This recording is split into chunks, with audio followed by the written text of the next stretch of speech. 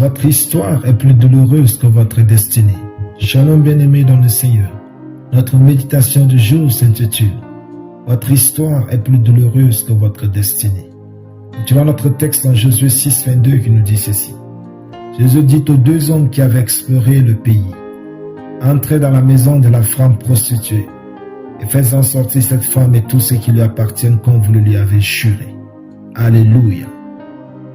Votre histoire est la période de votre vie durant laquelle Dieu vous façonne. Et votre destinée est le moment où il vous récompense. La vie de Rahab en tant que prostituée était probablement difficile, humiliante et pleine de douleur. Cette douleur de son histoire a pu être le creuset dans lequel Dieu l'a façonnée. La douleur de l'histoire n'enlève pas la gloire de la destinée. Elle l'indique. L'apôtre Paul dit « J'estime que les souffrances du temps présent ne sauraient être comparées à la gloire à venir. » Romains 8, 18. Votre douleur est proportionnelle à votre gloire à venir. Même si votre histoire est sombre comme celle de Rahab, cela ne vous transforme pas en ténèbres. Dieu est votre lumière. Votre douleur ne prouve pas l'absence de Dieu. Elle prouve seulement qu'il vous façonne. Juste parce que vous ressentez une urgence face au succès, cela ne signifie pas que vous êtes en retard. Sachez que Dieu ne dépend pas de nos prières. Il dépend de son temps et de son plan.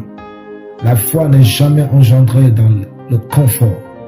Mais c'est quand Dieu façonne l'homme dans l'adversité que sa foi naît. Ne laissez pas la douleur vous empêcher de croire à votre succès. Juste parce que vous vous sentez mal, cela ne prouve pas que votre vie va mal.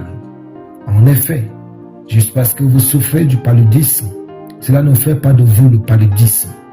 Votre expérience de vie n'est pas votre réalité divine. Juste parce que vous avez honte, cela ne signifie pas que Dieu a honte de vous.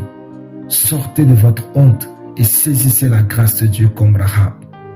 Quand on vous a mis de côté à cause de vos erreurs, cela ne prouve pas que Dieu vous a mis de côté.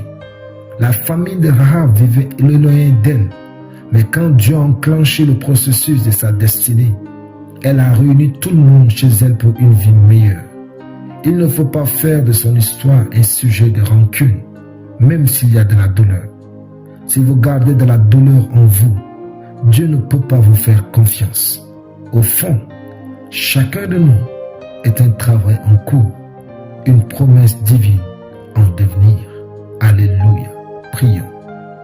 Je confesse que je suis le projet parfait et glorieux de Dieu en devenir sur l'éternité entière au nom de Jésus. Amen.